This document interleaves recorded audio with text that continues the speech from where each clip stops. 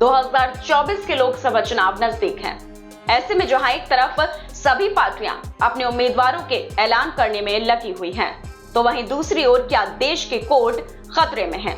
क्या राजनीतिक दलों और नेताओं से जुड़े मामलों को लेकर कोर्ट को निशाना बनाया जाता है?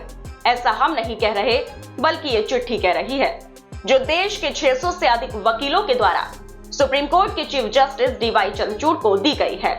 जी हां, सीनियर एडवोकेट हरीश साल्वे और पिंकी आनंद सहित देश के 600 से अधिक वकीलों ने सीजेआई डीवाई चंद्रचूड़ को एक चिट्ठी लिख न्यायपालिका की अखंडता पर चिंता व्यक्त की है। चिट्ठी में कहा गया है कि न्यायपालिका पर एक खास ग्रुप अपना प्रभाव डालने की पूरी कोशिश कर रहा है।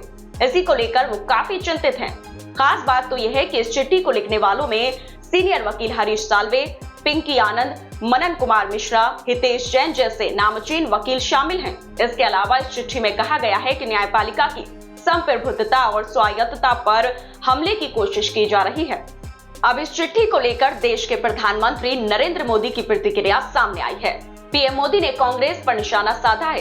अपने सोशल मीडिया अकाउंट एक्स से पोस्ट कर लिखा है कि दूसरों को डराना धमकाना कांग्रेस की पुरानी संस्कृति है। 5 दशक पहले ही उन्होंने प्रतिबद्ध न्यायपालिका का आह्वान किया था। वे बेशर्मी से अपने स्वार्थों के लिए दूसरों से प्रतिबद्धता चाहते हैं, लेकिन राष्ट्र के प्रति किसी भी प्रतिबद्धता से बचते हैं। कोई आश्चर्य नहीं है कि 140 करोड़ भारतीय उन्हें अस्वीकार कर रहे हैं। वहीं पीएम मोदी के इस बयान पर कांग्रेस ने भी पलटवार किया है। कांग्रेस नेता जयराम रमेश ने एक्स पर लिखा कि हाल ही के सप्ताहों में सुप्रीम कोर्ट ने प्रधानमंत्री को कई झटके दिए हैं। चुनावी बॉन्ड योजना तो इसका एक उदाहरण है। सुप्रीम कोर्ट ने उन्हें असंवैधानिक घोषित कर दिया और अब ये बिना किसी संदेह के साबित हो गया है कि बॉन्ड कंपनियों को बीजेपी को दान देने के लिए मजबूर करने के लिए डर, ब्लैकमेल और धमकी का एक जबरदस्त साधन थे। उन्होंने कहा कि प्रधानमंत्री ने एमएसपी को कानूनी गारंटी देने के बजाय भ्रष्टाचार को कानूनी गारंटी दी है।